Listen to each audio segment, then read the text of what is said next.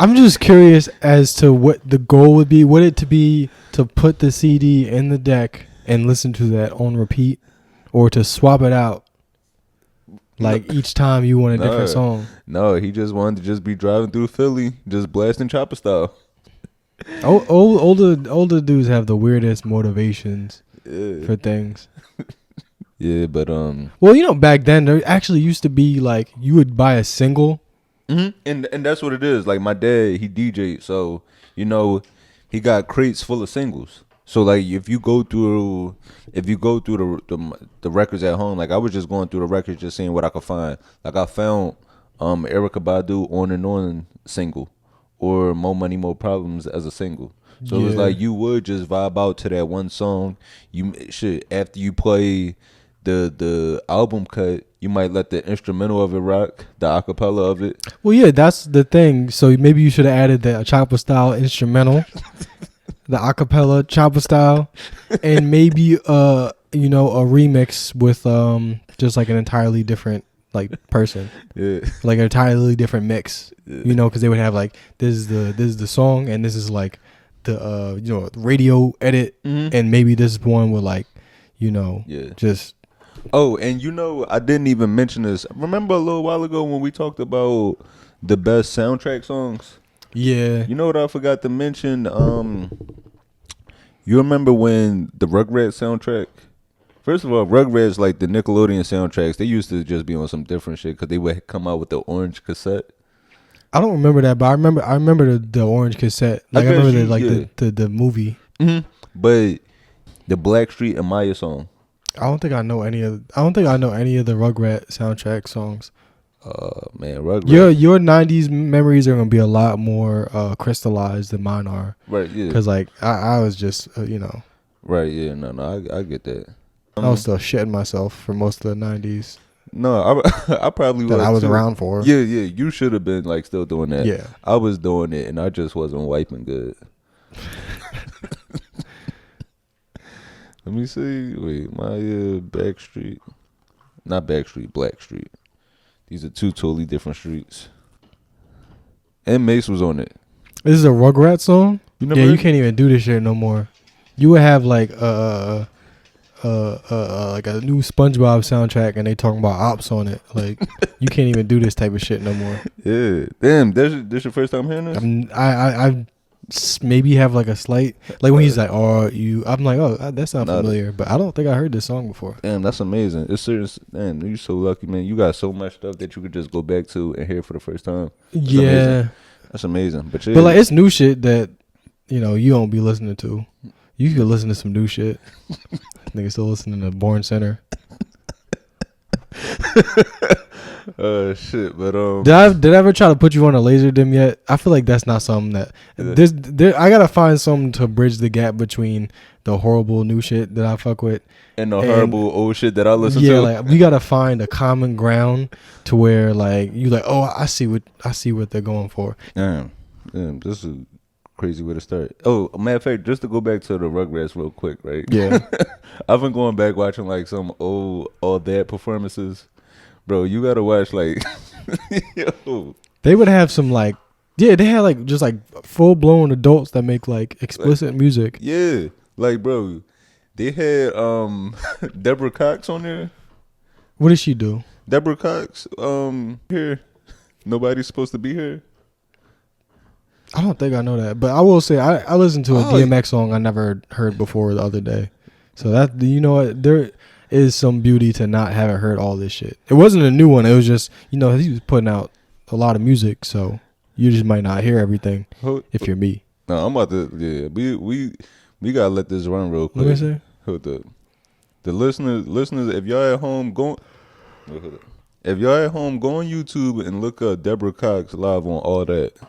I'm telling you, this how we should have known Dan Snyder was a sick nigga, because this was a children's show. But he was just playing. He was just like setting up his playlist on there. You hear these kids screaming? They don't know what the fuck she going through. Yeah, but that was just music. Used to just be music. Matter of fact, I don't know. The kids in this, they probably knew this from like driving in the car with their moms. You like, you know, your mom pick you up your mom picked you up from school. She had a long day at work. She'll just throw on that Deborah Cox or some Tony Braxton. Yeah, but I had certain friends whose like parents didn't give a fuck about like the whether or not music was censored or not. Yeah. So you hearing like uncensored Young Jeezy, you know, because I'm used to hearing it on the radio and shit. Yeah, they pop picking them up with a snowman shirt on. She's not lip syncing. Is she? No, No. she really doing this. That's crazy as fuck. No, people don't even perform at like Niggas New Year's Eve celebrations. Bro, niggas don't even perform at like major like award shows. Like the BT events or like, you know what I'm saying, all type Billboard Awards. She going all out there, and that shit is amazing, man. That was beautiful. Yeah, it's beautiful. I mean, we also got to think about like who was she signed to back then, because you know them contracts, they had niggas doing everything. She had a birthday party and a bar mitzvah after this. But what's up, y'all?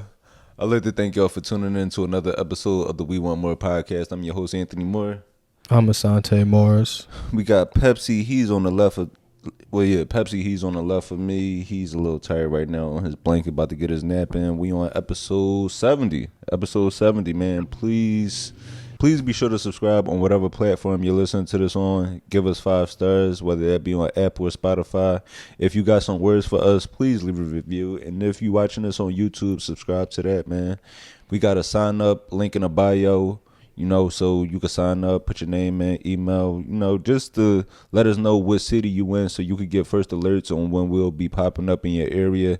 And we also have a playlist with all the songs on there from past episodes. So, yeah, feel free to join that too. But, and, you know, we still looking for somebody, if anybody wants to help out with like social media, graphic design, YouTube, thumbnails, what else?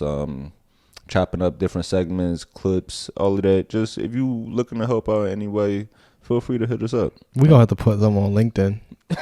Keep saying this shit. Right, yeah. Yeah. But yeah, join the virtual community, people. This is a big family that we're trying to start. And you know, yeah, be a part of it. And also, if you have any community events, anything going on, feel free to share that with us too. I'll be in Baltimore performing on March 22nd. I'll add the ticket link to my bio for that. And what else? Oh, you had your skate video. Oh yeah, I kept forgetting to say something about this, but we worked on that video for like 2 years, and it finally came out. Oh, so damn, that's amazing. Yeah, Jankum magazine. We did a premiere for it, and they're like put it on their website. But it was you with your homie Noah. Yeah, me and homie Noah made this video called Prosperity. It's it's like a skate film, so it's good. It's fun. We used like an old camera, so it looks really like like nostalgic, but made modern. So it's cool. And if you like skate shit, then you should like it. So yeah, that shit is dope. Like the where is it at? It's on YouTube? Yeah, it's on YouTube. So if you just search up like Prosperity, or if you just search Jenkum magazine, it's like an online skate magazine. So yeah, they have like a whole page and they posted it and promoted it and everything. So all right, yeah, shout out to Jenkum. And I'll post a link to that too. That's dope, because I'm sure a lot went into that. Not even just y'all time.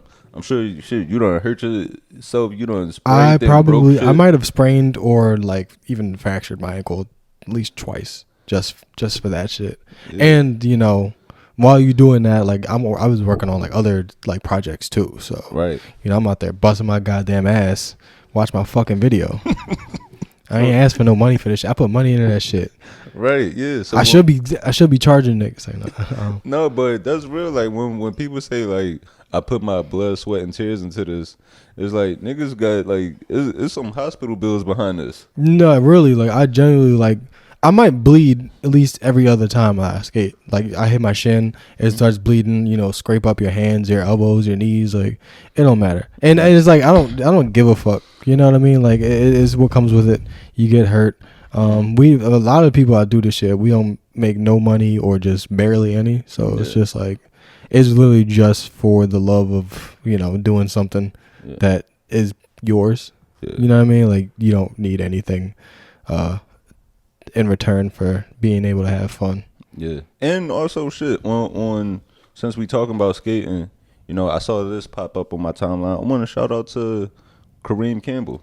I think. Oh, yo, shout out to Kareem Campbell. That's crazy as fuck. Yeah, I think it might have been his birthday or something the other day. I'm not sure, but you know, he was the first and the only. I think I'm not sure if they added if they added other black characters to Tony Hawk. Yeah, like further down the line. I think they added like a young kid, right? Yeah, I think the first one, Kareem Campbell was like the only black dude in that for a good while. Yeah, he was a pioneer. Yeah, like, and he was killing it back then.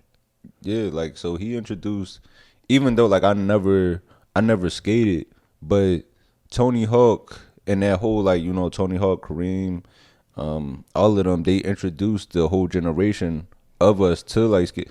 Like I played the game. I was one of the niggas that loved skating, but I wanted to do it from like the safety of my bedroom. Yeah, I feel that. Yeah. It's like if it wasn't for like, cause he was, he had like the backwards hat and like baggy ass like cargo pants and shit. Like he looked like just like a regular just nigga. So that was like dope as fuck. Cause the perspective of that was always just like it's just some like weird California like surfer shit. Right. But like then you realize it really is just like some regular ass inner city activity. Mm-hmm. So Philly is a dope place for it too. Philly is like one of the best places to grow up on the East Coast if you gonna do that. Shit, Philly was spotlighted on Tony Hawk a bunch. Just being able to skate around Love Park. Yeah, yo, that was crazy. Like I remember I'd play the game and then like I would try to like skate down to my mom's job and shit. Like, yeah, man. So yeah, shout out to that. But I forgot. I be forgetting sometimes through like February that like it's still Black History Month, that we gotta honor this shit. Yeah, we should have definitely. Well, the thing is, we talk about the same stuff so frequently, and if some important black shit comes up, we gonna talk about it no matter what it is. So sometimes we forget like it's a celebration, but at the same time, like Black History Month isn't for black people. It's for everybody else to learn the shit we already been working on and already knew. So that's a great point. It's just a month for everybody to catch up. Yeah, and next month we're gonna definitely try to keep in tune with it with Women's History Month moving forward. Oh yeah, yeah. That's my favorite month. Women's History Month. Black History Month is my favorite month. Women's History is also my favorite month. You allowed to have two favorites. Don't let nobody tell you shit. But we want to we should have did like a highlight of a black person every time. We definitely should have did that. But we got Kareem, and we Ida B. Wells. That's somebody I think people should know about. It's a name that definitely rings a bell. Yeah, but I don't think everybody knows how important the shit she was doing was. Yeah, because you were just putting me on to some shit that she did. Yeah, and mind you. Well, this is like a black woman in like the 20s or something. Like I don't know, a long time ago. I wish I knew exactly when, but she was definitely getting shitted on because she was a woman by her own people. So, and she was putting in work. Let me see. Yeah, she was born in 1862. Yeah, so damn. Like 20s and shit. So the put in work through that time, like through like. After being born while slavery was still around, and then making changes for black people throughout that time, man. And it really is crazy. Like, it's not so many people left, but some people's parents or grandparents that are walking around, not parents, some people's parents may have like grew up with a parent that was a slave or something like that.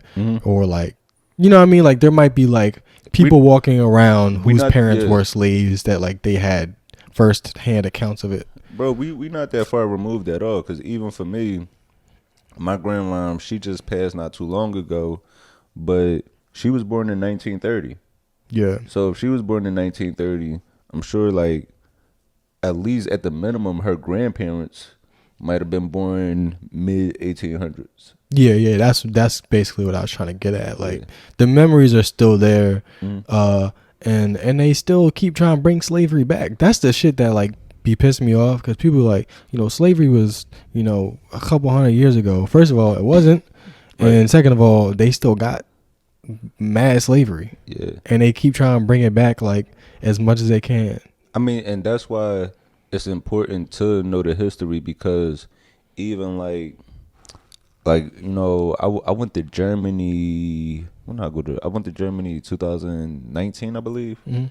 I was out there like performing at different military bases, but on one of the days we went to um we visited a concentration camp, and like just seeing all of that stuff out there, and like out there you get in trouble, like it's illegal to deny the Holocaust or like wear certain paraphernalia representing it Yeah. They take that shit seriously. because they never wanted to repeat again. And I don't think they like. I mean, the whole world kind of teamed up on Germany and spanked the people that was left over from the Nazi party. Yeah. Made them submit to the demands of the world. So like they kind of had to do that, but like they don't really. I mean, Russia don't fucking recognize all the shit that they was doing to Ukraine back in World War II. Like, I mean, we spanked some of them, but some of them niggas just, some of them was here. Yeah, some of them like they came here, they got great jobs. Yeah, moved to Brazil. Some of them got black granddaughters right now. I guess. Oh, so like we normally do start off with questions from the listeners, but I kind of wanted to try something different. Somebody hit me and was like, "Yo, like." Basically, they love the questions, but they low key want to do it. Like we should low key do that after, and it made me think like niggas are here like for the hear our takes like throughout the week. So I definitely get that, and I definitely appreciate that feedback, and especially after that last then the whatever fucking that last question, sexually freaky shit that nigga asked last time. I am not a proponent of that kind of behavior and language, sir. Yeah, so I guess this week we gonna kick it off with some of the topics, man. So it's been a lot going on. One of the things, like especially like political in this time right now, that like this whole new administration is like starting to settle in, and they trying to make a lot of changes. One, did you see RFK Jr. is proposing to ban the purchase of junk food with food stamps? See, I don't like nothing this guy's doing, but no, I didn't see that. Yeah, so basically... Yeah, let's look that up. Yeah. Because what can you get with food stamps, basically? Like, do we think that the bodegas is full of fresh produce and niggas just not buying them? Like, right, yeah. And that's what people need to realize. It's like poor people... Matter of fact, not even just poor people. Lower class citizens and shit, even middle class citizens are struggling. People want to eat good. People would love to eat healthy. But it's like, damn, do I get this $10 salad? Or do I get this case or ramen noodles that's going to stretch throughout the week? Yeah, we gotta make sure we stay on top of the type of shit that he's trying to do. Because he does have like the ideas that he's able to articulate without sounding like a buffoon. What he's saying kind of makes sense, where he's like, they have nothing in the community but like junk food, and we're basically giving them money to buy shit that, it's targeting them, one, and it's it's like marketed to them, and you don't see those type of products in communities with more revenue or money and more income. So like there is a point to that where it's like we shouldn't be, allowing that shit to go down so easily. We should direct people into more healthier lifestyles, but I don't trust people fucking with food stamps. But that's the same shit they killed Michelle Obama for. Remember Michelle Obama? She wanted to make school lunch healthy. Yeah, and they were like, first of all, they was like, you gonna feed kids for free? We fucking freeloaders, right? And then it turned into, and their argument back then was that people should be allowed to have junk food, and it's the same thing with this. Like, we live. I mean, we seen it firsthand when I was living in Philly, and I think you even see it more living in New York, where it's like we live in food deserts, where it's hard to come around good produce, or sometimes you have to make that choice between it might be junk food, but it might be more convenient to make, it might be cheaper and it might stretch longer. It's like if I'm working 2 jobs and I know my kids are at home, I can't buy something that might take like something that might take real instruction to be able to cook. I might just have to get them this cup of noodles that I know they could just put some water in, put it in the microwave, and it'll be done. And then the whole like just this country, we just villainize poor people too much.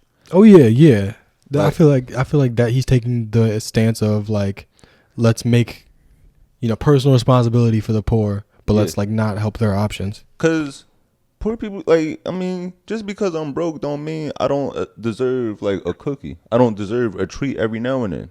It's like, yeah, I might want to get something healthy, but then I might want something a little sweet, and it's kind of like with that whole like thought process, like even like I have no problem giving money to homeless people. Word. Like I'll buy homeless people beers and shit. I don't give a fuck. Like the other day, actually, this was like right after like I had left you on Thursday.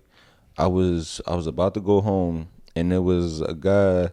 He walked up to me, and it was cold as shit out. It was like 20 degrees that night. It was cold as shit. And the guy, he walked up to me like with a box of candy, and he was like, "Yo, bro, you want to buy some candy?" And I just gave him $1, and I was like, "Just keep the candy, like just try to sell it to somebody else." And then another guy came up, and he asked me, he was like, "Yo, can you buy some candy off me?" And I was like, "Bro, I wish I could, but I was like, I only got big bills on me." And I didn't even realize like I'm tripping for saying that. Yeah, you gotta just say I don't got nothing. Hey, that's disrespectful. Right. Them niggas could have fucked me up. Yeah, and that's the thing that I want people to understand. Homeless people could really just fuck you up and take your shit, but they very rarely do that. Right. They almost never do that shit. And like, so like going through my bills, I did have a 5 on me. So I was like, I asked him, like, I was like, you got change for a 5. No, and he was about to ask me for change, but like he asked the other guy that was selling candy. He was like, "Yo, bro, you got change?" And I was like, "Oh, y'all together? Like y'all know each other?" They was like, "Yeah." I said, "If I give y'all this 5, like the 5 to go with that one, like y'all cool with like breaking it down between each other?" And they was like, "Yeah." So like, so I had no problem giving them that, especially because as a man. One, like, just being outside in the cold, trying to make money that way. But then as a man, like, you got to tuck away a lot of pride to, like, ask another man that you don't even know for help like that. Yeah. So I had no problem doing that. So I have no problem helping homeless people, like, or just people struggling. And then, the whole thought process of, like, what people be like, "Oh, but what if he takes this money and go get high with it?" It's like, nigga, I am on the street. This dollar is not going to like this dollar, or even if it's $5 or $10, this isn't going to change my life. This is not going to give me the credit or the equity I need to be able to get a house or apartment or anything like that. It's like, if I want to smoke some crack right now, I should kind of be maybe I just want to forget about everything I'm going through. Real shit, like 3 a.m. 30-degree weather in the middle of fucking February is not the time to be withdrawn in the first place. So it's like, I know, I mean, if you really that opposed to it, like, then morally you're obligated to buy them food. Like, if you're that concerned about somebody's well-being, then you gotta buy them food, or else you're fucking an asshole. But I honestly, like, if I got it, I'll give them. I ain't giving nobody fucking $10. I don't give my own motherfucking mama $10 for nothing, unless the phone bill is due, or she need a gift for a holiday. So I'm not giving these niggas no 20. But I will say, if you're morally opposed to motherfuckers buying drugs, then you have to buy them food. You don't get to say no. But and that's the problem with, like, I don't want to make it seem like we going super liberal or super against, like we swinging one way politically. But when it comes to Republicans, their whole thing is always like, we got to take care of the unborn babies. Republicans always say we got to take care of the unborn babies. We have to protect life. We have to, but then as soon as that baby is born, it's like, nigga, you better figure this out on your own. We not giving you no insurance. We not helping you. We don't even care if you learn. We banning your books. It's like once they get there, they basically like essentially like figure it out on your own. But they just want more slaves to the bank. And that's what it is. It's like we owe the bank money. You gonna abort somebody that can help me pay the motherfucking bank back? Fuck that. And that's really what it is. It's like, no, we gonna protect these babies till they get here, and then we'll be able to exploit them. Because more homeless people just means we gonna work harder. Like there's really no reason to eradicate homelessness. Because if there's nobody homeless, then there's nobody for me to look at and be fucking terrified to be. You ever see the movie In Time?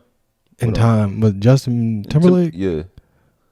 Yeah, I seen that. But that's essentially kind of like what that movie was about, like how in order for people to have more time, you had to be able to take away time from other people. Yeah, that movie fucking sucked though. That's my shit. I love terrible movies. That's why we do this Tubi shit, because I like shitty movies. But that shit is so ass, bro. No, Justin got worse ones. Yeah. What is this other one he was in? I think it was called like Mad Dog. I think I know something like that. Where it's like a ransom kidnapping plot. Yeah, and he become friends with the guy. That one's not bad. In Time is just like, it's some goofy ass shit. I like In Time. And I really do like it. Who was the white girl on that? I don't know. She had like a wig on the whole time. I think so. That was a cute white.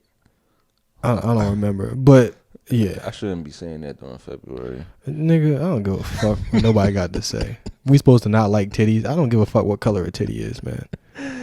I'm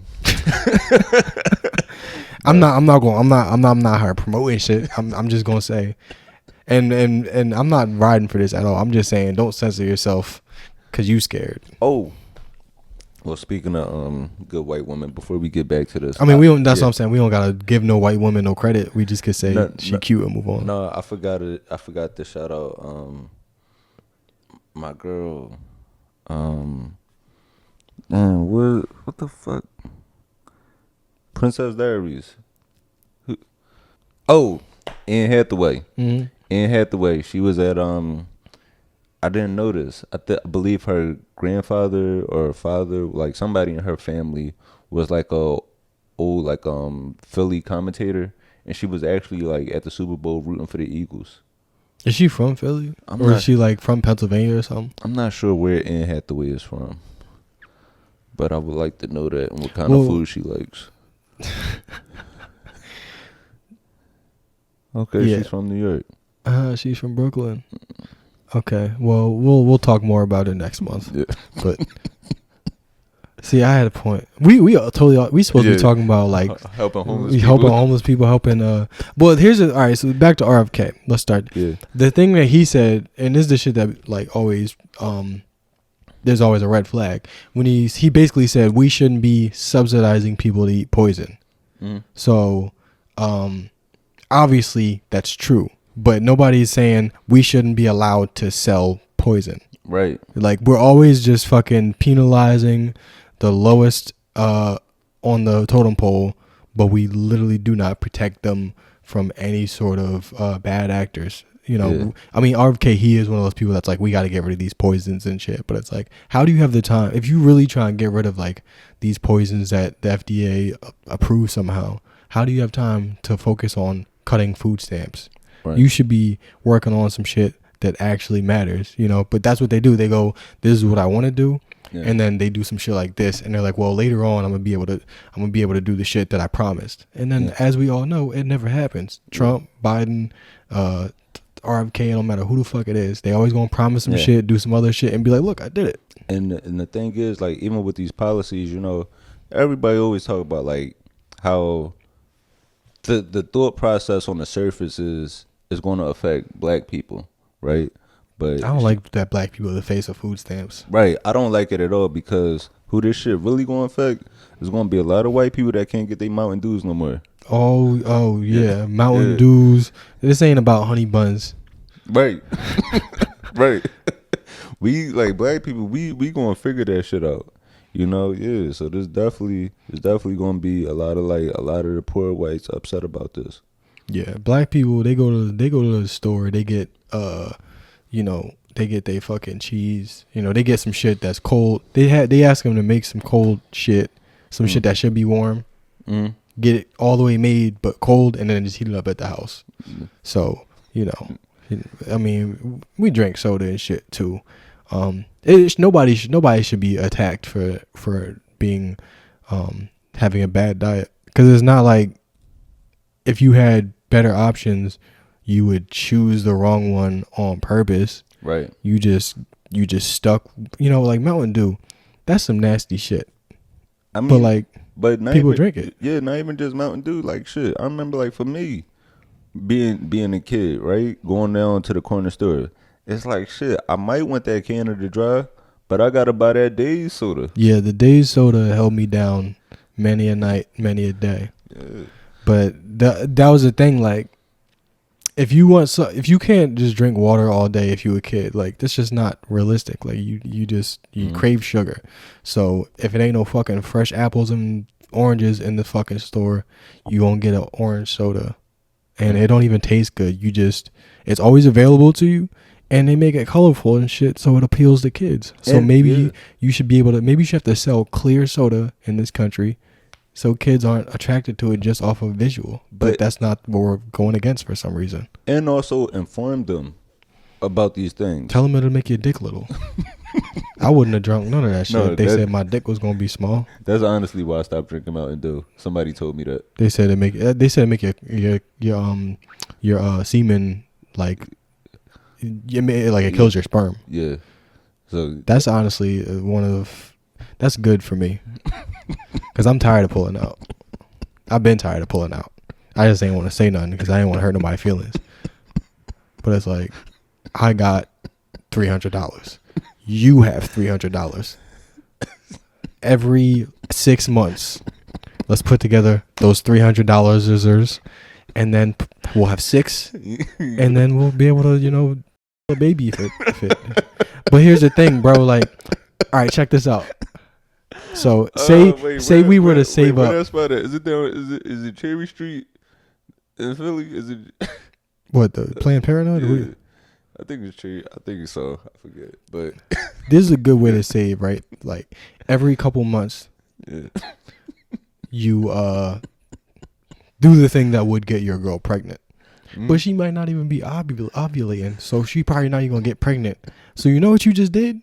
You just put away $600 into a bank account, and now y'all just saving money. Like by the end of this, you might have 5 racks.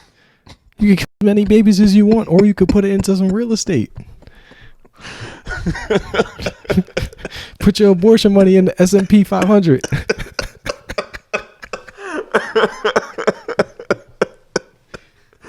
Oh shit. Oh man, y'all investing in stocks and crypto? Unborn babies. Talk about some blood money. Oh shit. No, but and also too, like along the lines like that, I don't like them taking away junk food, like that whole option, because you know, homeless people, poor, like lower class people, middle class people, like nobody should have to like be forced to just eat whatever's given to them. Like I don't like the whole thought process of like, even you might see it sometimes out on the street, or like you might see it on a train somewhere where a homeless person is asking for money, right?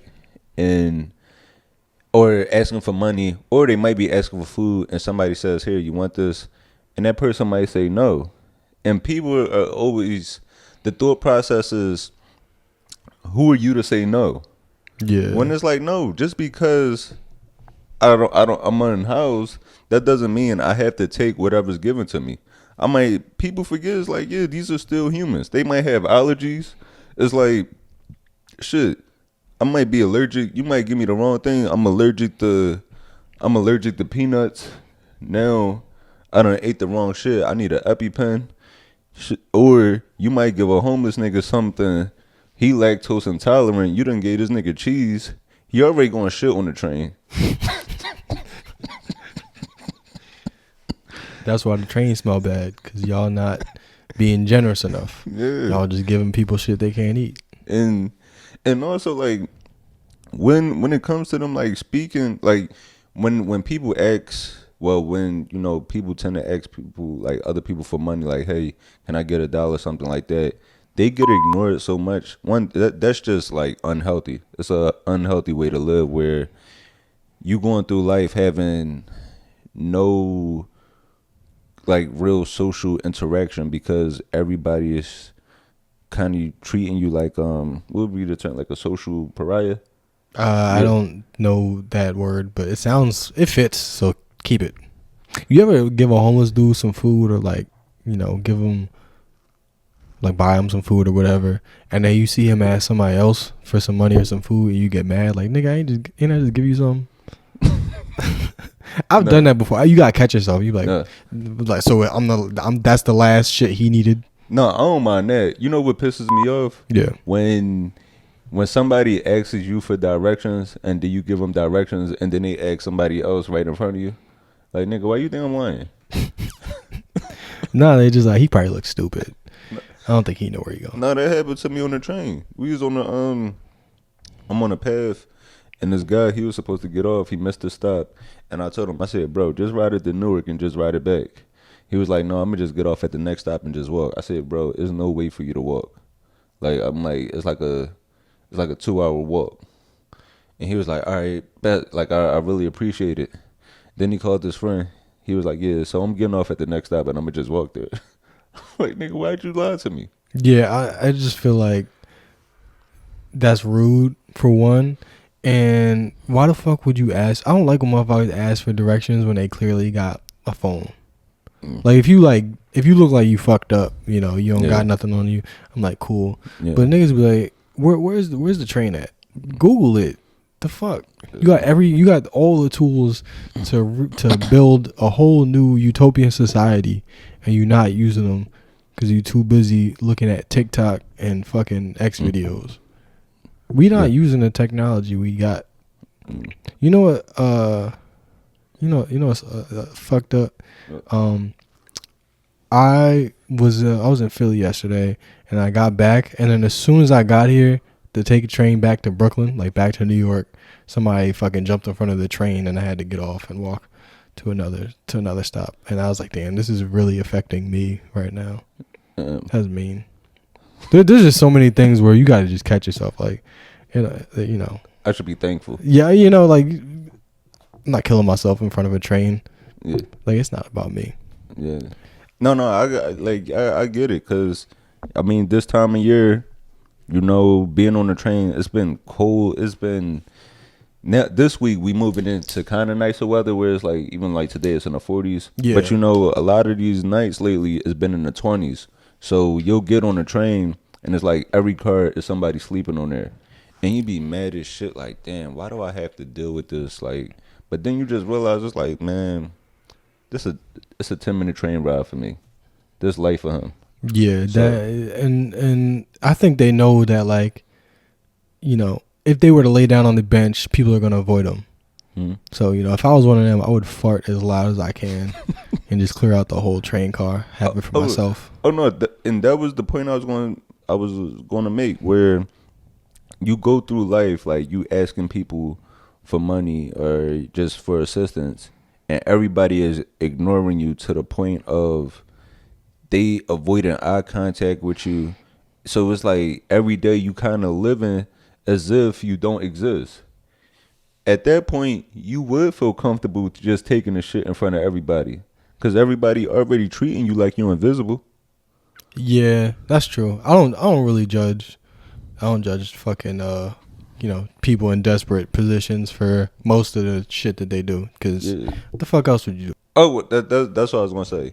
So when it comes to, like, you know, just like if somebody does ask you for something, or if you like are offering something, like you offering to get somebody like something to eat, you should kind of ask them like, hey, would you like this? Like, you know, just give them that option of making them, like, you know, feel human again. Like, you know, if you give them something to drink, would you like a juice? Would you like a tea, a coffee, something like that? That shit definitely would go a long way. Yeah, people always love that story of, well, I was homeless, I was living in my car, but I got a good job one day, and I made my way up the company. I was in the mail room, and now I'm a CEO. People love that story, but nobody want to get a nigga while he in the fucking car a cheese sandwich and shit. Yeah. Like, niggas don't want to give him $10, but we could make a fucking millionaire, or we could just make a person that's going to die next week happy for one day. So, you gotta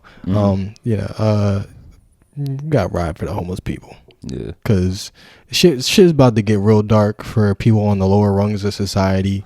Migrants, homeless people on food stamps. Like, you think they cutting food stamps to help niggas on food stamps? You serious? That's a good ass point. They are not. They cutting food stamps to help niggas on the top. It's like, shit. They passing laws to exploit the lower people to, increase their wealth.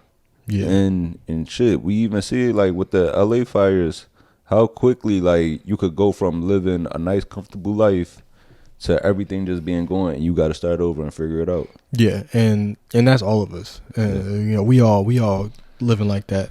And fucking, if you really got to eat and you don't got a lot of food stamps left, some cheap ass shit might help you out. And my whole thing is just like, again, like, nobody's eating a fucking cupcake. Like, there's no more cupcakes. I guess I gotta go get some smoked salmon with my food stamps. Like, the choice is not. Poor people aren't people that make bad decisions. They just motherfuckers that's in it. So I'm gonna go buy a charcuterie board with some wick. Yeah. You know what? You right. No more fucking honey buns. I'm gonna go get some carrots, some spinach dip. I'm gonna get a bunch of healthy shit. Why the fuck I've been wasting my food stamps? I could get a filet mignon this whole time. I'm down at the welfare office trying to get oat milk. Man. But one of the other things that RFK said too, he said that like black people, we shouldn't get the same vaccines as white people because we got stronger immune systems. Yeah, he's a fucking character, this guy. Yeah, that shit is. I don't understand how these kind of like racist science myths still exist. Because they say like black people, we feel pain different. Like, we got different skin. Right. And I wish I'd have known all this shit when I was like a kid. Like, people saw this. Because I knew race. When you grow up, racism is around. But I don't know exactly how to articulate this shit. Right. I mean, you might even get an argument with a white friend where it's like, well, how was your life worse than mine? You're like, I don't really know. Nigga, people think you can jab me with a needle harder. That's fucking insane. They think that when we get scraped, they think it's like a different type of material under our skin. Like, what? Yeah, they didn't know, like, oh shit, they muscles look just like ours. Dog. And the skull shapes. Yeah. They ain't think niggas had souls. Like, this shit just be funny when you think about it. Like, they genuinely thought that black people like didn't have the idea to come up with like creative like solutions. Like, we know how to put a circle block in a circle hole and a square block in a square hole, but that's about it. Like poetry and shit. Niggas can do poetry? Y'all niggas can comprehend Shakespeare? That's crazy. Shakespeare is that's like the height of white, art. Man. But like, that nigga was just saying shit. Yeah. That's all. Yeah, them niggas be talking about Shakespeare and Beethoven. I'm like, nigga, have you heard Zaytoven? He took the name back. He's like, nah, he's doing it wrong. Yeah. But these white niggas on some no label too. Yeah. That's the quote of the day from Asante Morris. Shakespeare just be saying shit. You put that right here. We'll do a TikTok. We'll just do this. Point to it. No, but one thing though, and I'm kind of torn on, like, because I am happy about this. Trump said he bringing back plastic straws. You know what? It's I think broken clock is wrong once a day. Yeah, but he's right once a day, and this is good. This is right. Yeah, this is I think he might have went to Chick-fil-A too, and tried to have that milkshake with that paper straw. That should have take you out, man. That should have take you out. You damn near, bro. I swear, you damn near gotta put your milkshake in a microwave to drink it with a paper straw. Yeah, it really like a milkshake is kind of just a fucking illusion. Because whenever you like got a milkshake that's too thick and you gotta put a spoon in it, you like this not even a fucking milkshake anymore. It's just ice cream. Right. Like it just ruins the whole entire imagination of it. And then, as a man, you trying to drink it with the paper straw, you just feel disgusted with yourself. When your cheeks going like this, that's when you feel like, yo, right? This shit is too much for me. I should not, as a man, I should not be like using my throat like this. Yeah, my cheeks should not be fucking touching each other through my mouth.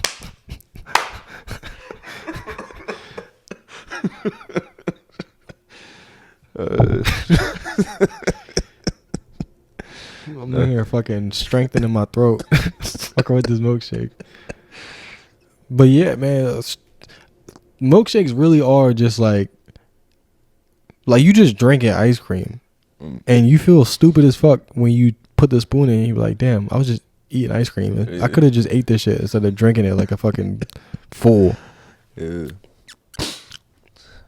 Did you see, did you know, like, it's been a bunch of plane crashes happening. Did you see the Delta plane crash? They landed upside down. Oh shit! Yeah, where did it land? In Toronto.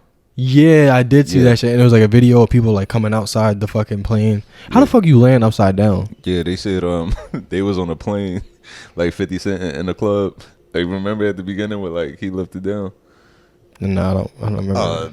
You're forgetting how you got like 7 years on me, dude. What are you? How old are you again?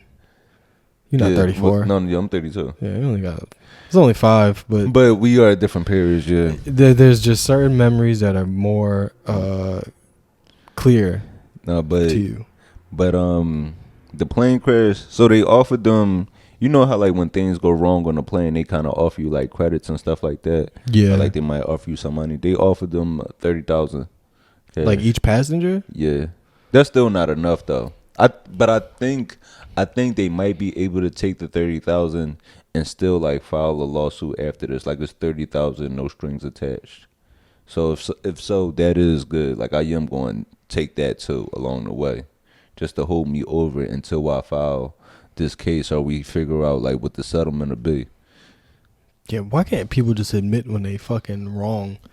Everything is just a struggle. Like these people that if you in a fucking plane and it land upside down, you deserve something to like make your entire year nice. Like you deserve a nice year after upside down plane landing. But nobody's willing to just be like, you know what? I'll take a loss.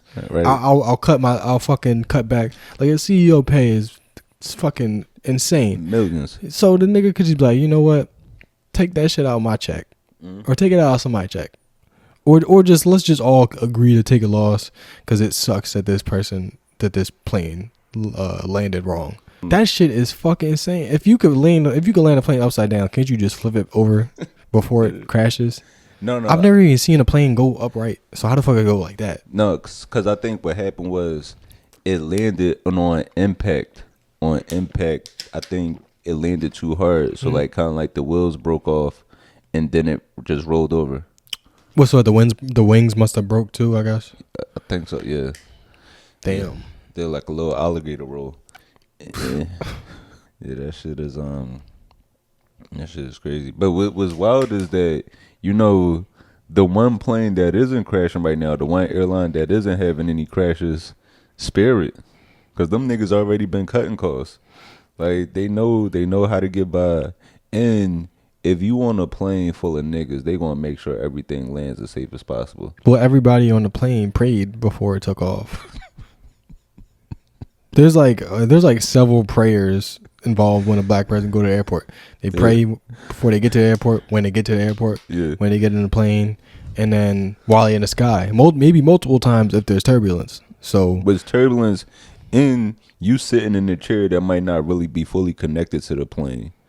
So these niggas be on Spirit sitting in folding chairs.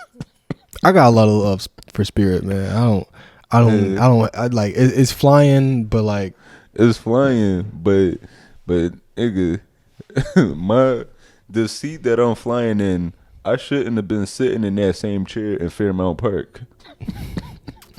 Spirit is a good idea. You get really cheap tickets. You just pay per certain airlines. Yeah. You pay for the ticket. You get some snacks. You get Wi-Fi. You get a seatbelt. Sorry, I only said that because you have water in your mouth. You get to bring bags and shit. But like Spirit, they just like fuck it. Get on the plane. Anything else, anything like extra, you pay for that. Spirit will have you wearing 3 outfits to the airport. Yo, and flying in the wintertime, it saves you money. In the summer, it's kind of fucked up. You gotta fly in a bathing suit. You gotta walk around naked when you get there because all your clothes is dirty from the airport. They don't even put the air conditioner on. Spirit, these niggas got you flying with the window cracked.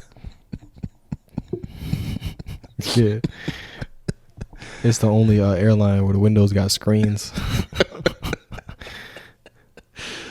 It's like the oxygen masks. They don't got no fucking oxygen masks. Don't even bother with the demonstration. They just like, you know what the fuck to do. It's just a shiesty that dropped down. Yo, just so you could put something on your face. You know some nasty ass shit. I don't know if I told you this, but I was flying like last month. It was maybe this month. This fucking lady, and I'm only gonna say that she was Chinese because she got on there and she was playing loud ass videos in like Facebook and WhatsApp shit in Mandarin. Okay. So she's not bad because she's not a bad person because she's Chinese, but she was doing a lot of loud Chinese shit. So I already didn't like this woman because she's playing like fucking, all this goddamn Mandarin shit and it's loud as fuck. You on the plane and she playing spa music. Nigga, like fucking Hong Kong karaoke shit. And it's like communist government propaganda and shit. Like I look over, it's a video of niggas marching and shit, and a picture of like Trump with a bullet wound in his head. Like it's some crazy shit. And then she took her shoes off, barefoot, stuck her bare feet in the pocket in front of her fucking seat. I've never even heard of that shit. So when you fly, do not put anything, your hands, your phone, your wallet, don't put nothing in that pocket. Because there might be some Asian feet in there. Yeah. And just because her whole family do feet and nails, and she had a pedicure done, and it was brand new, that don't make it better. No, but I respect Asian people level of boldness. These niggas will dig up their nose and look you right now. They'll look you dead in the face like you wrong.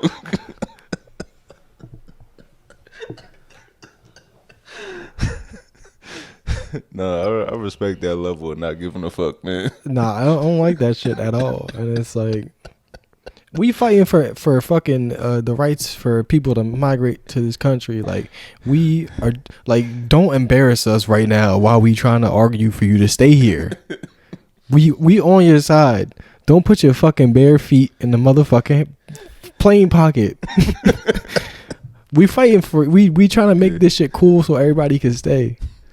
But I mean, like the like, New York got an influx of like immigrants from was it like Cameroon or something? I don't know. Where was the country that like had like a crisis? So a lot of people migrated to New York City. I forget. I wish I don't know exactly, but somebody out there knows what I'm talking about. So there's a bunch of people, and they're all looking for work. It's they're not fucking. They didn't come here to just dick around. Like they want to work, but all these niggas can't do DoorDash. Yeah, you can't have 100,000 DoorDash drivers. Everybody ain't that fucking hungry. I seen a nigga put a pizza in the bag like this, perpendicular with the fucking bag. One nigga, this is the same within the same 5-minute span at the same spot. One nigga put in the pizza perpendicular, and the other nigga put the motherfucking pizza just on his bike with no bag.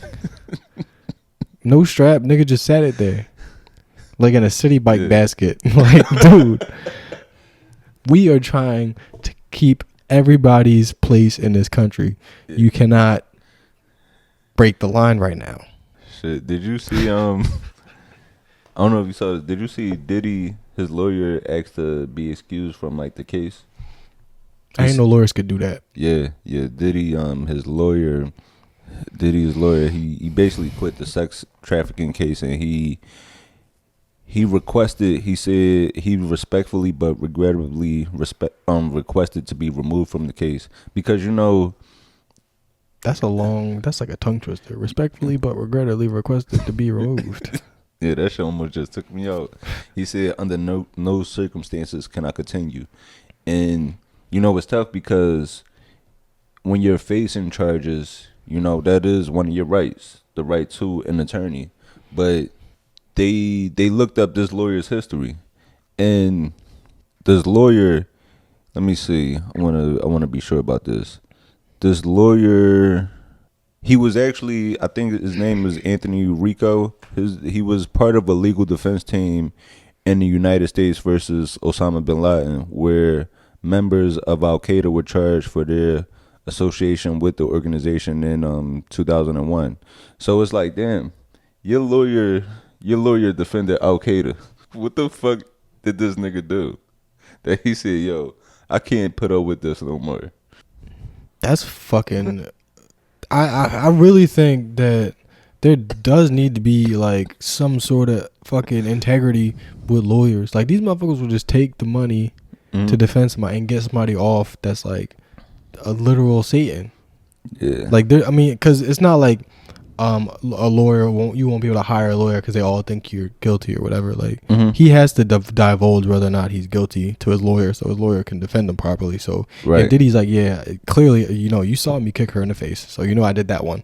But some other shit you didn't know, you know, the baby oil, we was you know, doing all the baby oil shit. They say it's like possible tapes, but just because, like, you know, he had like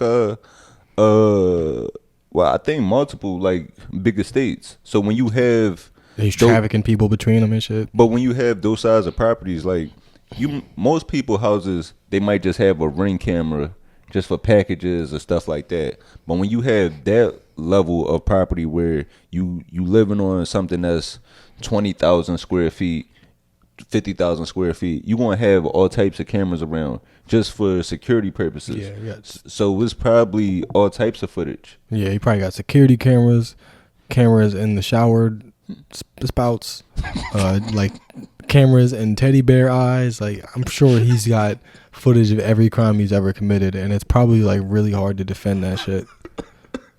So like this nigga opened up the closet. You think it's just a regular button on the shirt, but it's a lens in it. Yeah, all his glasses got cameras in it.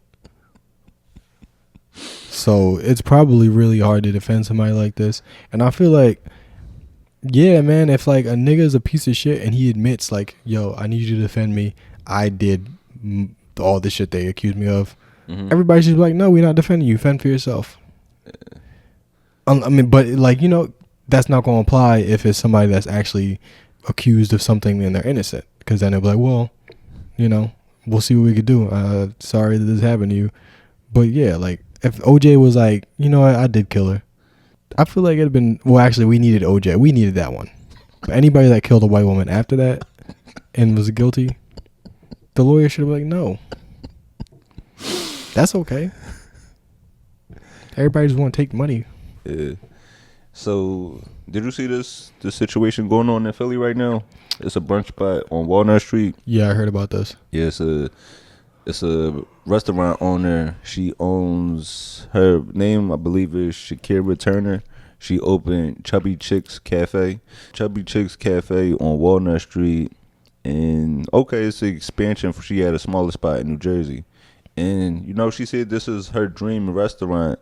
But now she's starting to face harassment from neighbors in the area. I guess other businesses and then people that just live, like, you know, I guess on top of her business or the the businesses that are along the block.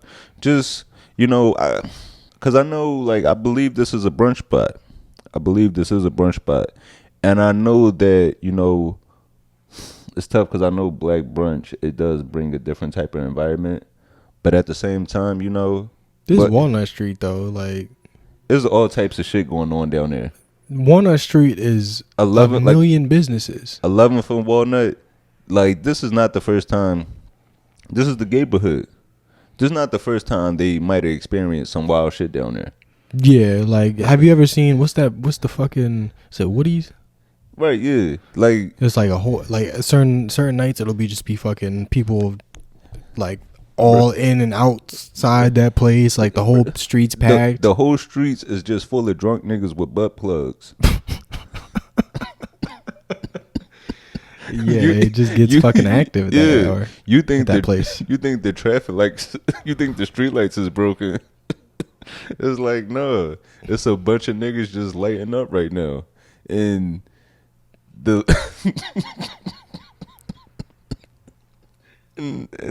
it's fucked up because the harassment that she's been facing. They said somebody broke in. They say somebody broke in.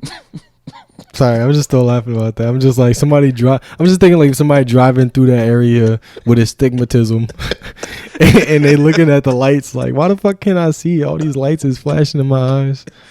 And it's just butt plugs. It's just big niggas walking the wrong way. And so she said, like, she had first, it started off with like small stuff, like, a sign might have been stolen. But then it's escalated to her bathroom being flooded. Like, I think somebody broke in after hours, bathroom being flooded. They said people are leaving bread outside of the restaurant because they know it'll attract mice. And then also, like, dead rats being left in front of the business.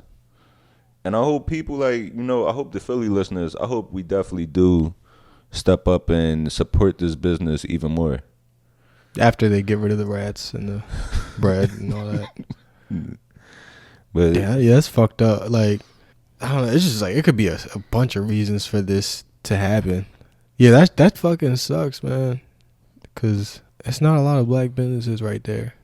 Right. There's not a lot of black businesses in that area. And just the whole grind of getting a successful business. Especially to be able to get real estate in that area during this time now, where downtown is changing.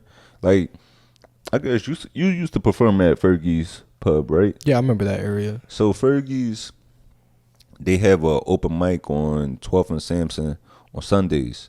So I used to, like, when I was still in Philly, every Sunday I would go hang out down there. The open mic might start at 9, but I was new at the time, so I'm not getting on. They ain't nobody know me, so they not putting me on till like 11:30 or midnight, sitting around. But I remember that hour, I remember that area.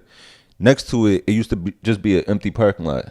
So you could just pull up, drive right in the parking lot, do your time, and like you was good. Didn't have to worry about parking on the street. Whereas like now, they built up that area so much, where it's like just so many different high-rise buildings. So I know it took a lot for her to be able to just secure the business that she wanted during this time where Center City is changing. Shit, the Sixers, they couldn't even get a building in Center City. Yeah, that shit it's expensive to just be over there now. Like, all the shit, Philly used to just be, remember, like, you ever watch like old music videos or like old Philadelphia media, old news shit? It was just empty lots everywhere. Like, some fucking minimal little corner grass fields. It's like 10 of them left. Yeah.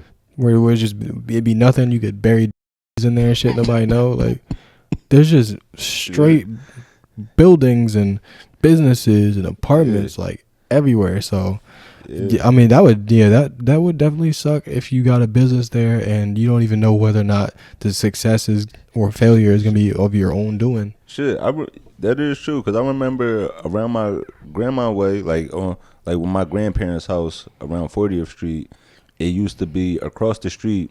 It used to just be an empty lot. But the streets was like small enough where like me or one of my cousins could stand in front of my like grandparents' house and one of us would stand on the other side of the street, and we could play. You ever play curve ball? Where like you throw the ball and like you get a point if you make it bounce off the curb back to you. I don't think I played that, or maybe it's just buried so deep I don't remember it. Like we would do that, but now it's to the point where like the whole neighborhood is just full now because the empty lots have turned into so many different types of complex. There's no parking on the street. They taking over your neighborhood once they start putting the 2-hour parkings on spots that you used to just be able to park in. Like you used to just be able to park wherever. Yeah, it fucking sucks, man. Like you drive down, if there's a wide street, niggas is double parked all up and down that shit. And niggas kill me with that. I love my people, but we have got to stop double parking next to parking spots. Nigga, that and like the middle, like the dividers where like an emergency pullover station in the middle. Mm-hmm. Niggas leave their cars there all overnight, so it's like the whole street is just parked cars in the middle of some shit that's only meant for like emergencies or left turns. Let me see. Yeah, that city gonna be completely snatched up in a blink of an eye. Yeah, so if y'all do have some property, man, do not give it up. Do not. I know it might be tempting to sell my mom's house. You might. Do not do it. Keep that shit in the family and pass it down, man. That shit, that equity is worth more long term than like some short term money that you want to spend on a Tulum trip. And they gonna make it hard too, because as more shit gets bought up around you, it's just gonna look like it's not worth it to hold on to the shit. But it'll be worth it. And it's also gonna turn into like community, like it'll turn into stuff like that. Like whereas you got neighbors coming together to push out this black woman, to push out her business. Now imagine if that starts happening within the black communities, where you got neighbors coming together to push out black people in West Philly, North Philly, Southwest, and not even just Philly, and everywhere. Atlanta, Detroit, all over the country. And the solution is not to buy back the block and then extort your fucking actual neighbors with high rent. Yeah. If we go, that's the thing. Like, if we gonna actually like put each other on, some of us are gonna have to take a little bit of a loss. Meaning, you're not gonna be able to charge niggas $1,500 for a studio. Mm-hmm. You gonna have to actually make it reasonable and not make a crazy profit. That's so important, man. Niggas be buying back the block to just like fatten their pockets. Yeah, and that's what's gonna happen. Capitalism, blah blah blah blah. But we just gotta some of us have to stop the shit. Yeah. Some of us have the opportunity to do something and then make it the way it should be. Cause if we could flex wasting money at the club or wasting money on chains, we could flex, taking a loss on some property to help build up our people. Even if it's just like I'm buying back the block and I'm putting my family in this house. Yeah. I'm putting my friends or my friends' loved ones in this house. Yeah, and it's like people just fucking flying girls out and shit. When it's like, you don't need to fly out like an Instagram model, pay all this money, buy her shit. It's like, it's women with good jobs that fuck for absolutely free. And they're like good people and shit. But you gotta get to know them. No, you don't. No, you don't. No, you don't. Don't nobody know my middle or last name.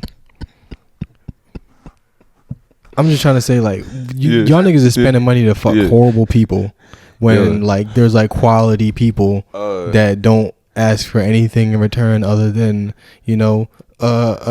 equal exchange of attention and care or whatever the fuck. You gonna hate me for this, so you about to hate me for this, man. But I gotta do it. Ace Hood, he put out a new song Friday. But yeah, it's the right month because that nigga's history. but he not. That you just when you said that just made me think of this. I want to play this one part real quick. I would rather listen to that than J. Cole. I will be honest with you. But that shit right there is real. Niggas be terrible as people and think that money make them great. Yeah, I talk too much shit about Ace Hood. Like I genuinely have nothing against him or his music. Like it's never been bad to me. No, but I just had to throw that in there. You know what? There's a chance that I might listen to that, but you know, there's also a chance that I listen to somebody with dollar signs and shit in their name. So Yeah. I'll probably just do that. No, but that's the sole purpose of this podcast, to just spread my agenda. Yeah, you know, spread all types of ignorant shit and music, and you know, it's because it's, you know, put Ace Hood back on. Say we have the president hostage. What are our demands? We putting Ace Hood back on. We want seatbelts on Spirit Airlines. We want no more grass walls anywhere. Not at brunch, not at a smoothie spot, not at a coffee shop. No bars, no more grass walls. And reparations. That's my 5 demands. If I had the president hostage, and I could get whatever I wanted. Yeah, because shit, if the white podcasters, if they can control the election, you know what I'm saying, the least we could do is put our favorite rappers on. Yo, that shit crazy. Like if we had Trump on here, they would have fucking snipers pointing red dots at our heads while we talk to this nigga, and they just sitting there with them chilling. Like I'm gonna just hear talk to Trump, and they don't think I'm gonna throw no punches. Like that's crazy as fuck. They really trust each other like that. Yeah. But I guess since we, you know, I wouldn't harm. You know, I'm gonna take that back. I would not harm Donald Trump if I was in a room with him. But I would throw a dildo at him in solidarity for my LGBTQ brothers and sisters and others. And thems, yeah, for all of them. Brothers, sisters, and others. I'm trademarking that. We're gonna say cousins. Shit, but you know, since we mentioned J. Cole, have you heard J. Cole's new song?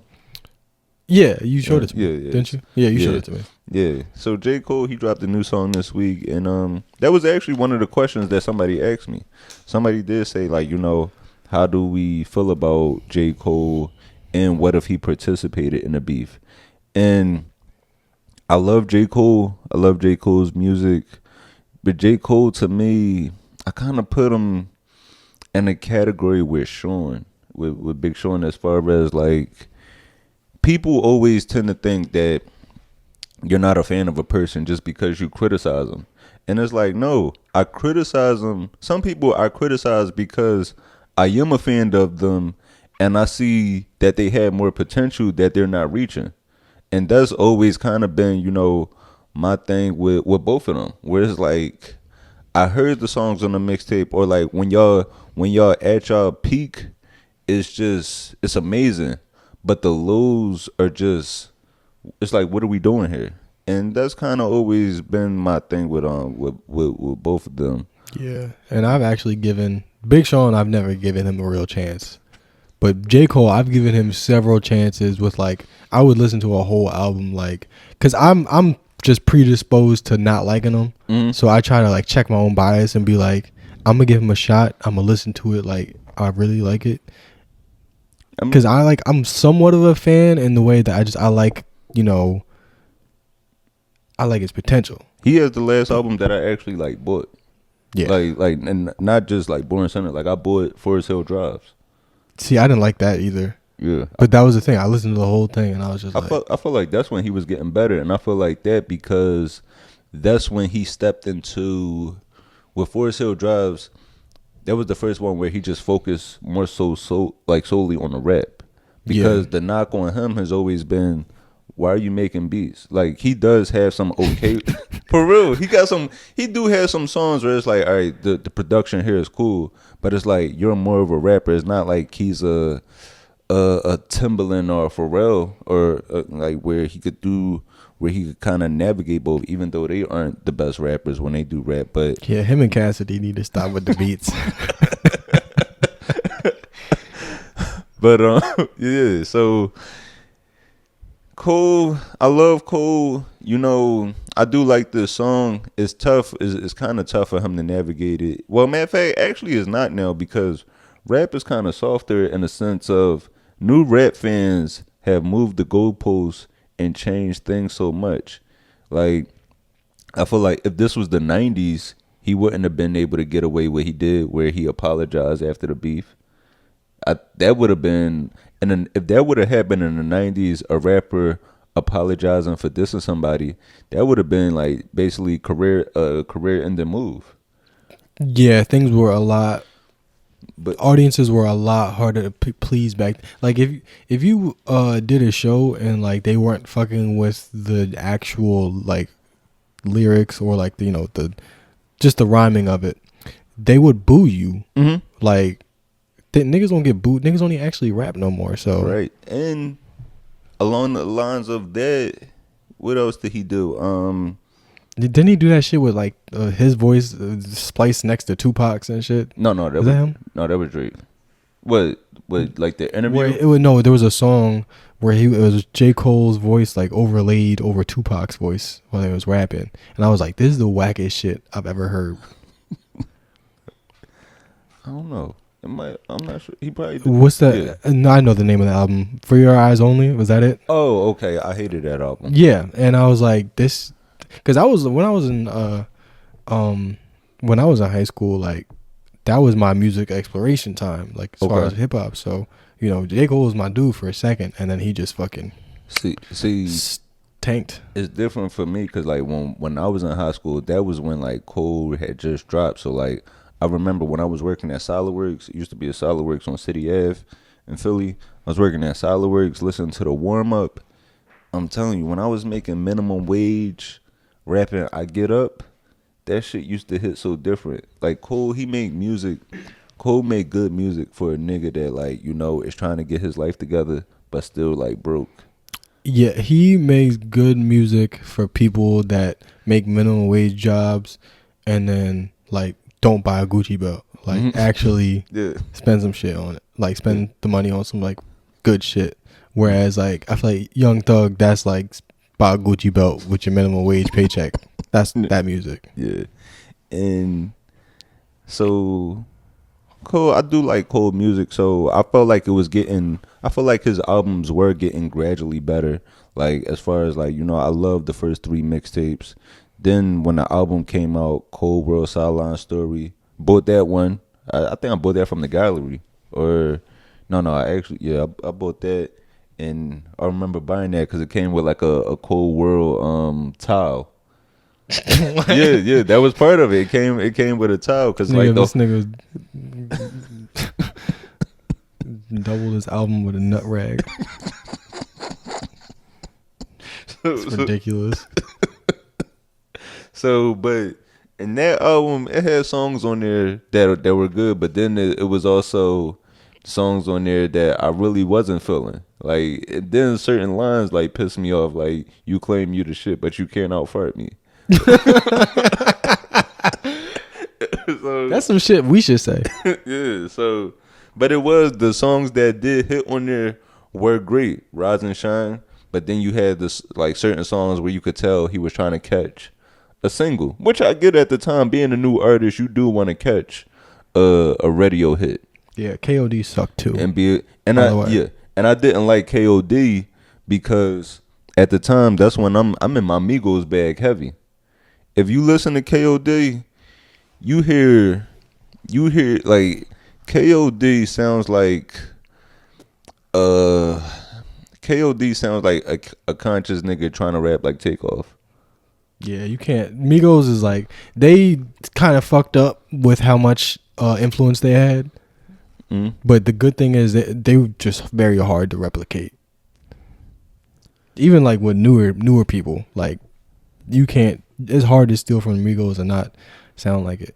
Yeah, let me play this. Let me see. Nigga, It wasn't good, and it's Yeah. like, So like for me, and I love Cole, so I wasn't the biggest fan of that. But then the off season, I love the off season where it's just like Cole popping his shit. He got real songs on there like Close. I love the off season, so I love the direction that he was moving back towards. And I do even like his the little Lucy's that he's dropped, the little singles and freestyles, and even like the feature run that he's been on.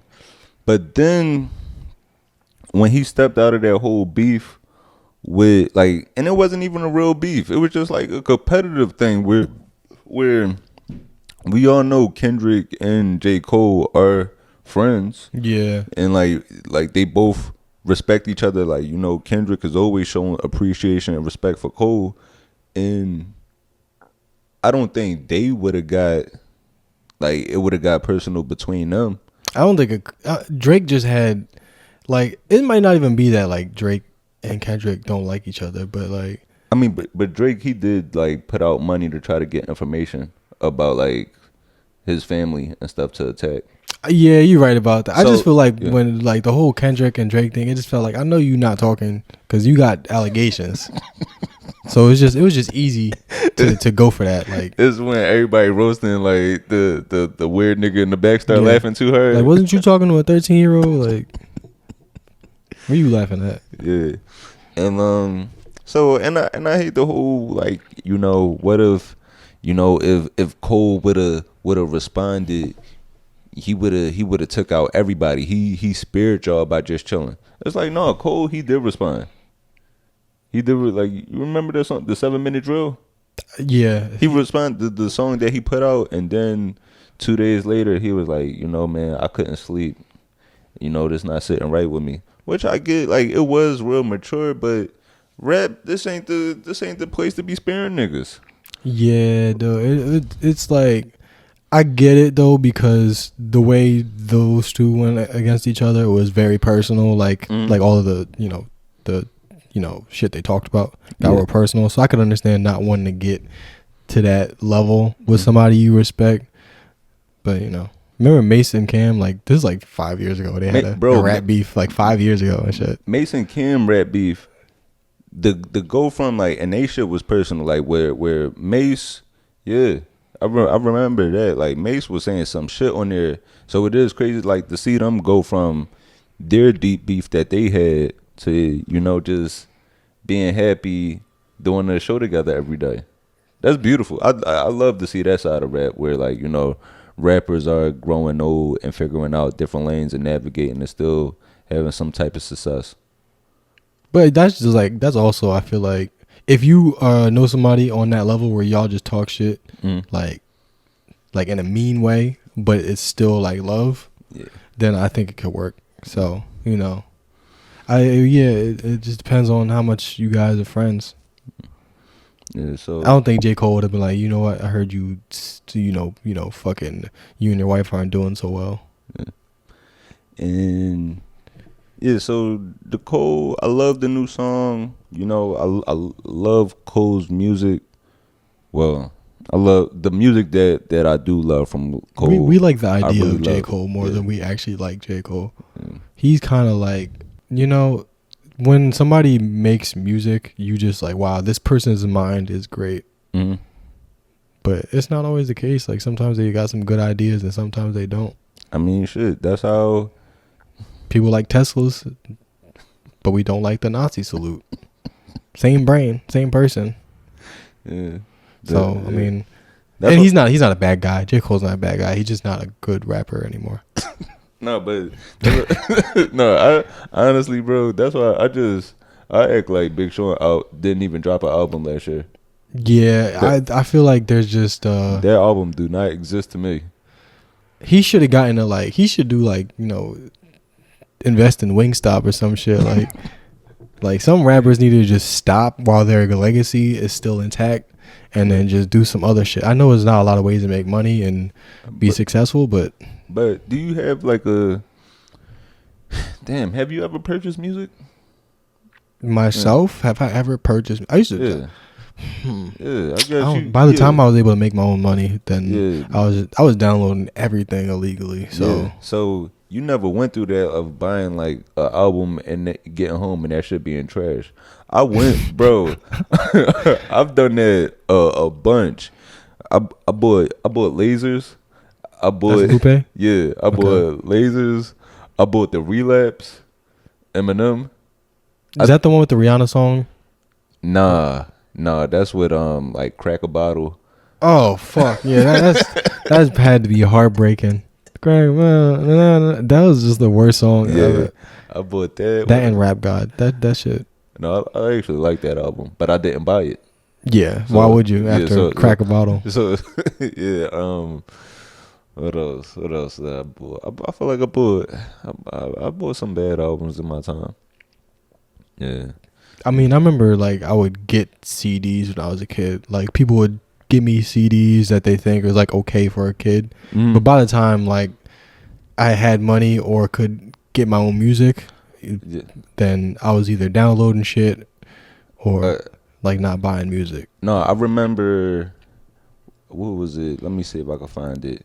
What's the name of? Yeah, I remember for Christmas, I asked my aunt. I was young. I was like 6 or 7, and I asked my aunt for a Puff Daddy CD for Christmas, and I should have specified because I wanted No Way Out, but she bought me Forever. So Forever is 99. When was No Way Out? No Way Out was 98, 97. But Forever, that album, I thought I was getting an album with like all the songs with Maze. Damn, that's fucked up. You gave Diddy money. You financed at least one bottle of baby oil yourself. That's why we don't support the abusers, because they use their money on shit. Like R. Kelly, that nigga was probably buying ropes and shit with your money. Let me see. I guess before we get into the movie, just 2 questions real quick. First question, somebody said, like, who are your comedy idols or people that made you get into comedy? I have an interesting answer to this. We got into it at different times, so it's gonna be different. But I remember the only comics that I knew at the time when I was like starting to get interested in comedy were like George Carlin and Louis C.K. And I remember like I would catch specials on TV, so I was watching weird shit. Like I watched Donald Glover special, okay, and like Hannibal Buress. Yeah. So like those are my memories of being like, oh, this is what stand up is. So those technically did make me get into it. I don't know if I got like idols though, because all these niggas is, you know what I'm saying. Right. Yeah. I don't know if I want to put nobody on no idol level, because they fuck around, be on some weird shit. Now I gotta take this back. Right. They fuck around, get locked up next year. Yeah. No. Damn. And that's an interesting choice. That's the cool thing about us having that like age difference, because I would have never like guessed that the Donald Glover and Hannibal. Yeah, which is weird because it's like he did like one special, like he don't do stand up, but I just happened to catch it and I was like, oh, that's interesting. Yeah. So, but that does definitely play a big part into the type of comedian that you'll grow to be. I ain't nothing like that. No. I mean, ain't gonna be nothing like that nigga on stage. No, I mean, just I'd have his money though. I'll take that. I mean, just starting out. Just like, cause the Hannibal thing, especially because I feel like that was my generation at least. A lot of people watched, Eric Andre show and all that. No, but because for me growing up, all I knew was like Comic View. So I used to be cool though. So I used to be one of those comics. Like I used to come on stage and say, "Sexy ladies, give it up for yourself." Like I'm 18 years old, telling grown women, "Y'all look good in here tonight." That's funny. You in there two stepping when you get on stage. I'm in there dancing. I'm doing all types of shit. Yeah, give it up for the DJ. Like, all type of bullshit. Yeah, man, I was terrible, but yeah, I was fucking so bad. That's the funny thing. Like when you look back at your videos now, if I were to post a video of me doing stand up, like from when I started, it wouldn't even look like me at all. Like, it's so fucking bad. Like like when I watch my old videos, I was getting laughs off of it, but I was just such a different type of comedian. I was just like the joke structure, my pacing. I was trying to be hype and animated. I'm walking back and forth on stage, but the ones that like, of course, you know, I love like Chris Rock, Chappelle. Yeah, those have stood Martin. the test of time. You know, Martin too. Like those three, like Mm. you know, you could steal from them now. You know what I mean? Yeah. Do you feel like there's anybody like one person where you're like looking back at yourself, I was kind of trying to be like this guy? Oh yeah, definitely. I don't want to say like style wise, but I say jokes. I had some jokes that like I could see like I used to do this joke about well, I had one of my first closers.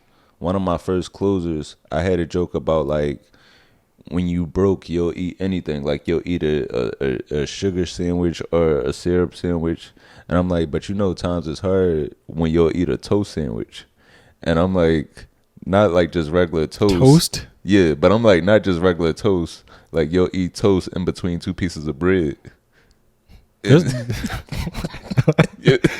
and that was like my first closer. But that kind of came, I was thinking about like Martin, he had this joke. I remember like Martin, he had a joke about like eating syrup and sugar sandwiches. So it was like damn near basically a remix of that. Yeah. And then like you start to find your own voice or realizing like, no, I need to be my own person. Like I don't want anything sounding like anybody else. Yeah. But that's funny. Yeah. yeah. But I guess the ones that like, you know, from watching Comic View or Def Comedy Jam, it was so many comedians. Like when I was in high school, they brought back Def Comedy Jam, and that's how I found out about Toure. Cause I remember like Toure was on there. Like when D.L. Hughley introduced him, he was like this comedian coming to the stage. He calls himself a fellow comedian from Philly. So that's how I found out about him, and I hit him up, and he was starting a stand-up workshop. But then there was other guys like K-Dub.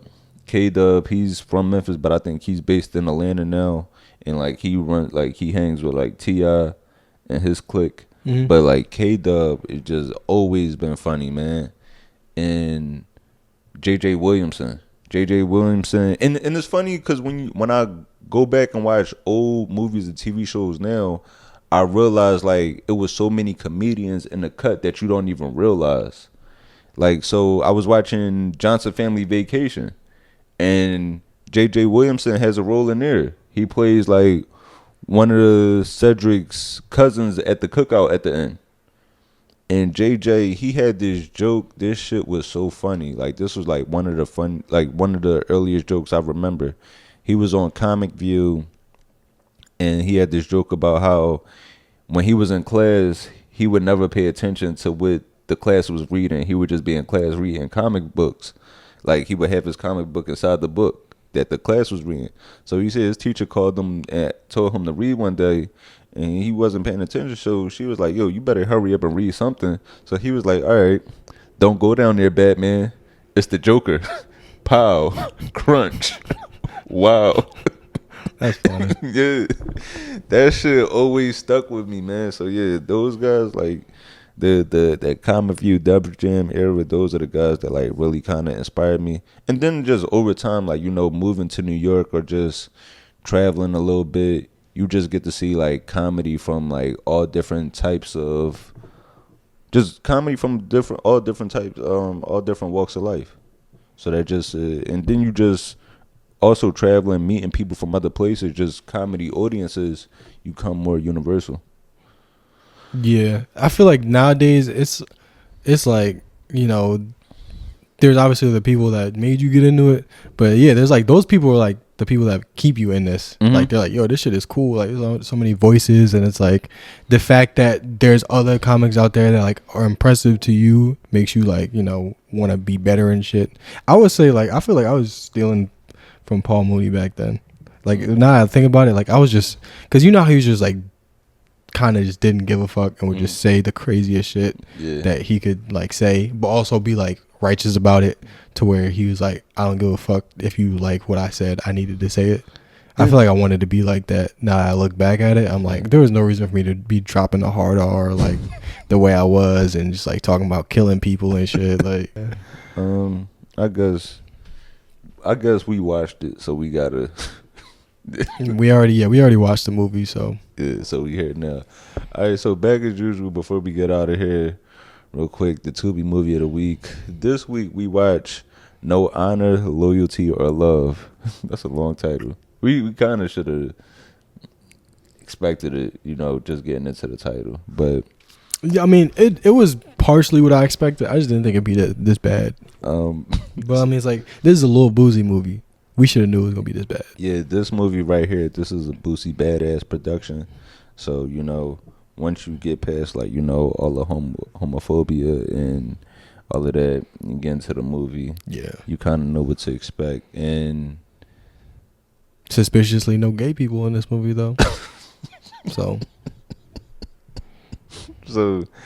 yeah, this movie right here is supposed to be based off true events, but who knows where these true events are from. I thought it was actually going to be the movie of his life. So so this movie came out, it says 2023. The movie of his life is a little bit older. Mm-hmm. That is like 2021. It's 2 hours long. We said fuck that. Oh. There's no fucking way I'm watching a 2 hour little boozy movie. So we watched this one, which is only an hour. Yeah. And even that was a bit long. Yeah. And this movie, it follows four friends, that are just trying to figure out how to make it. It's four friends trying to figure out, just how to figure out how to make it in life, transitioning from being struggling kids to now adults having to take care of themselves. And this movie, man, they made a movie. They definitely did make a movie, but it was just confusing. The audio, I mean, for a rapper to be behind this, and you know how production works, like you want people to hear your song lyrics when they watch the video. So why can't we get the same effort when it comes to watching the scenes? Because the scenes don't matter in this movie. It just matters that there's gunshots, and he gets to like put his music as the background music. So you basically get a chance to sell your own shit. Yeah. Yeah. That's really what it is. It had a good soundtrack. Promotion. Yeah, it definitely had a good soundtrack. But like, I'm gonna play this one scene right here where this child is coming home and his mother's on the phone. And that's kind of the theme throughout this movie, where it's like it's just the adults talking to the people that they're supposed to help horribly. And the lack of, actually, you know what? So this is a pretty shitty portrayal of a woman. But like, actually, this part, like the beginning of the movie, kind of could have been something. Like, there's one kid that has a completely opposite mom. That's like, she's like a positive person. You can tell she's a good person because she's sitting there reading a book. Mm-hmm. That's the image they're trying to give. Like, yo, this kid got a good mom and all that. No fathers, obviously, but there's good mom, bad mom, and these kids have personality types are different. So like, they set up something. They could have set up some character development, but they were just like, nah, let's just shoot everybody.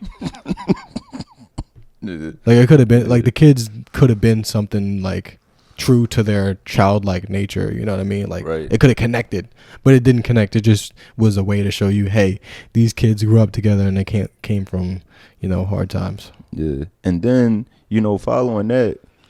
So as they get older, one guy, he's trying to get his life together, and he decides to go back to school. And even like with the whole college thing, it was weird because it was like the stuff she was teaching them was just so like elementary. Like at one point, she was asking them like, "Why is water good for you?" And that was confusing, but yeah, she's like, "Why is water important?" And the nigga's like drifting off to sleep.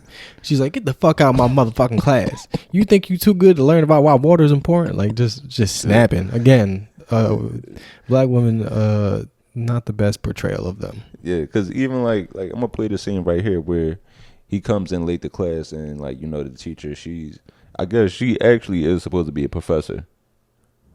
I thought they was going to fuck. Whenever you see a woman in these movies and she's like even slightly attractive, I'm like, oh, one of the characters is gonna fuck her. Yeah. There wasn't no sex. Actually, No. Boosie there was. We'll get to that. We'll get into that one Boosie later. did get some wild head. Let me play this. Like that was like a kindergartner interaction. Yeah. Why would it reflect on a professor if you late to class? Right. He's like, he don't make it look like I'm not doing my job. If he the only nigga that's late, it's his fault. But then You can tell none of these niggas ever been to a school before. yeah. But didn't even ask nobody that went to a school. It's okay if you ain't go to school.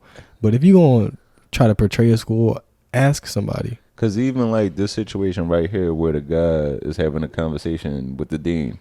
This Like, shit is just wild as fuck. There's no like there's nothing real about this shit. There's no professionalism at all. Oh, he got a turtleneck and a British accent. You could tell this is a nigga that just like this is a regular nigga that just wanted to try his accent out. Yeah, it made me realize that my British accent is not good. Cause I'm like, damn, they do kind of sound like this guy. Yeah. I'm sorry to everybody I've subjected to that. Cause it's not good. But yeah, this movie it's only an hour long if you are looking for something to watch. It did have a nice surprise for me. It had a Rich Homie Quan cameo in When there. that popped up, I was like, yo, I ain't gonna be excited about that. Yeah, man. Shout out to Rich Homie. And man. it's fucked up because it's like, damn, he really did just pass away. Cause this movie is like new as fuck. Yeah, man. So yeah, if y'all looking for something to check out, man, definitely check out No Honor, Loyalty, or Love. Okay. Yeah. Y'all looking for something to check out, man? This is a quick watch. And if y'all have any recommendations for us, let us know. If y'all been finding some gems on Tubi, cause yeah, I would definitely love to hear some of y'all recommendations. Yeah. But other than that though, it's been a good one, man. It's definitely been a good one. I enjoyed this. So yeah, as always, we be back with y'all sometime next week. So if y'all got any other thing for like any other suggestions or anything like that, Tubi recommendations, community events, please feel free to share those with us, man. And also check out Prosperity. We going to include the link for that. Oh yeah, watch that. It's a good video. It was like cool. It was, bunch of fucking drum and bass music and shit. It was a fun little thing. Any other plugs? Nah. Nothing else right now. Okay. Well, yeah. Let's yeah, we gonna get out of here. Yeah. All right, man. It's been a good one. I'm Anthony Moore. Asante Morris. Thank you. And we out.